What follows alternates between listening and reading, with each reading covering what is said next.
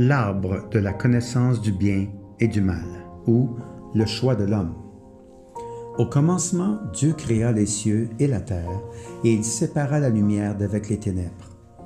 Au milieu du jardin d'Éden, il mit deux arbres, l'arbre de vie et l'arbre de la connaissance du bien et du mal. De plus, Dieu nous a donné son saint livre, la Bible, qui nous enseigne qu'il y a deux royaumes, la lumière et les ténèbres, et aussi deux volontés, la volonté de Dieu et la volonté des nations, selon 1 Pierre 4, versets 2 et 3. De même, l'arbre de la connaissance du bien et du mal, bien que ce ne soit qu'un seul arbre, permet de connaître deux choses, le bien et le mal, la vie et la mort, la bénédiction et la malédiction.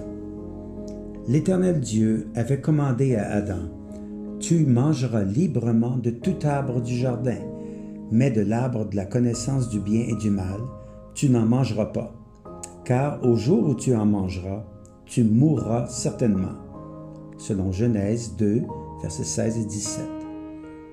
Adam et Ève ont obéi à Dieu en ne mangeant pas de l'arbre jusqu'à ce que le serpent, Satan, aborde la femme de manière trompeuse et dise à Ève qu'ils ne mourraient pas s'ils en mangeaient.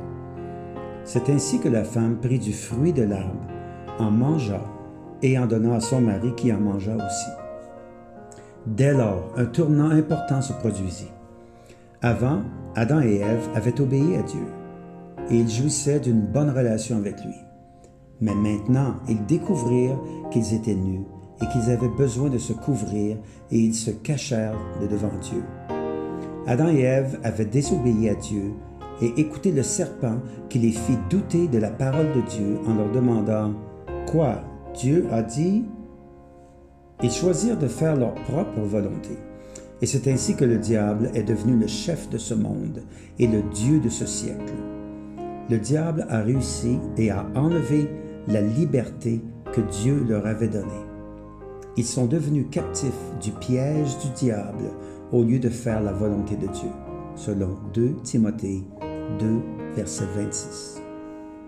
Ce fut le point de départ de la connaissance du bien et du mal, du chemin de la vie et de celui de la mort, d'écouter Dieu ou le diable. Cela nous amène aussi à comprendre que l'homme a la liberté de choisir. Cependant, par lui-même, il n'a pas le pouvoir de faire le bien. Chaque être humain doit choisir entre obéir à Dieu et accomplir son plan, ou suivre le plan du diable dans un chemin de mal et d'impureté. Depuis la chute de l'homme, décrite en Genèse chapitre 3, chaque être humain hérite d'une nature pécheresse, mais il est néanmoins responsable de choisir. La parole de Dieu montre que chaque être humain est une créature de Dieu et doit faire des choix. Il n'est pas sous le contrôle d'un destin aveugle, mais il est un être responsable. Il n'a pas choisi son existence, ni son aspect extérieur, ni les membres de sa famille. Ces choses dépendent de la volonté souveraine de Dieu à laquelle on ne peut résister. Toi, ô homme, qui es-tu qui conteste contre Dieu? La chose formée dira-t-elle à celui qui l'a formée: « Pourquoi m'as-tu ainsi fait ?» Selon Romains 9, verset 20. Par contre, bien que l'homme soit né dans le péché, il doit choisir entre commettre le péché ou l'éviter. Il a donc le choix entre deux volontés, celle de Dieu ou celle du diable. Dans ce qui suit, nous examinerons quelques récits bibliques qui montrent que l'homme a la liberté de choisir entre la volonté de Dieu et celle du diable, entre le seul Dieu sauveur et le destructeur. Ainsi, lorsque Dieu prit en considération le sacrifice d'Abel et non celui de Caïn, ce dernier se mit en colère. Alors Dieu lui dit: « Pourquoi es-tu irrité et pourquoi ton visage est-il abattu? Si tu fais bien, ne seras-tu pas agréé? Et si tu ne fais pas bien, le péché est couché à ta porte, et son désir sera tourné vers toi, et toi, tu domineras sur lui. » Selon Genèse, chapitre 4, versets 6 et 7. Cependant, Caïn choisit de faire le mal, et il tua son frère. Genèse 4, verset 8. Dans l'histoire de Lot, nous lisons qu'il choisit pour lui-même d'habiter à Sodome. La conséquence de ce choix fut qu'il tourmentait de jour en jour son âme juste à cause de leurs actions iniques. Selon 2 Pierre 2, verset 8. Ici, la volonté de Lot s'est alignée en partie à celle du diable. Plus tard, Dieu annonça à Abraham que le cri de Sodome et de Gomorrhe est grand et que leur péché est très aggravé, selon Genèse 18, verset 20. Lot fut sauvé de justesse avant que le feu du ciel ne tombe sur toute la région. Environ 400 ans plus tard, Moïse dit au Pharaon: « Ainsi dit l'Éternel, le Dieu d'Israël, laisse aller mon peuple afin qu'il me célèbre une fête dans le désert. » Exode 5, verset 1. Le Pharaon endurcit son cœur et refusa d'obéir à la parole de l'Éternel, ce qui entraîna de nombreuses plaies sur lui et sur toute l'Égypte, ce qui se trouve en Exode, des chapitres 6 à 10. Des années plus tard, 3 jeunes hommes choisirent d'obéir à Dieu en refusant de se prosterner devant une statue d'or que Nebuchadnezzar, roi de Babylone, avait érigée. Le roi ordonna qu'ils soient liés et jetés dans une fournaise ardente de feu. À l'instant même, le Fils de Dieu apparut, marchant avec eux dans la fournaise de feu. Ils ne furent pas blessés, car le feu n'avait eu aucun pouvoir sur eux. Pas même un cheveu ne fut brûlé. Ce récit se trouve en Daniel 3. Plus tard, sous le roi Darius, Daniel fut jeté dans une fosse de lions affamés. Le lendemain, le roi vint et demanda: « Daniel, serviteur du Dieu vivant, ton Dieu que tu sers continuellement, a-t-il pu te délivrer des lions? » Daniel chapitre 6, verset 20. Oui, Dieu l'avait aussi délivré.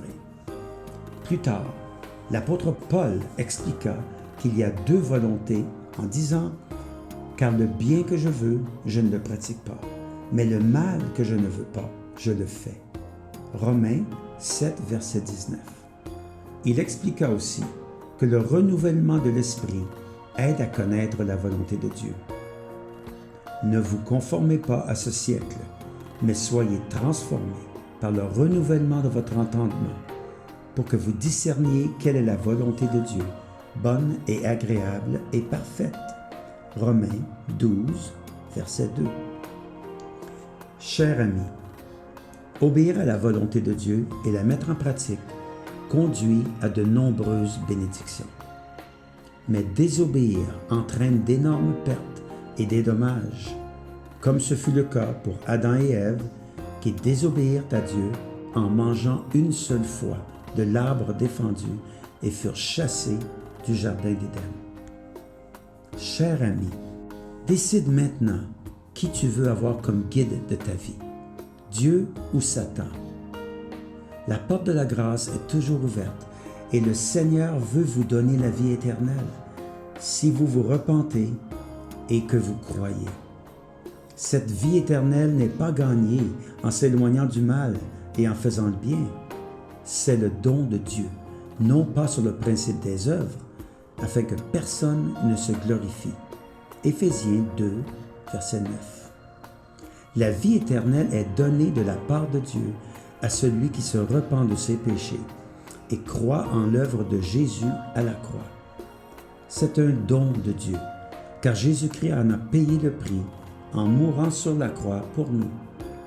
Son sang versé purifie de tout péché. Il est mort pour nous donner la vie éternelle. Sur la croix, il a été fait malédiction pour nous, afin de nous donner la bénédiction. Il a été fait péché afin que nous puissions devenir justes et sans reproche.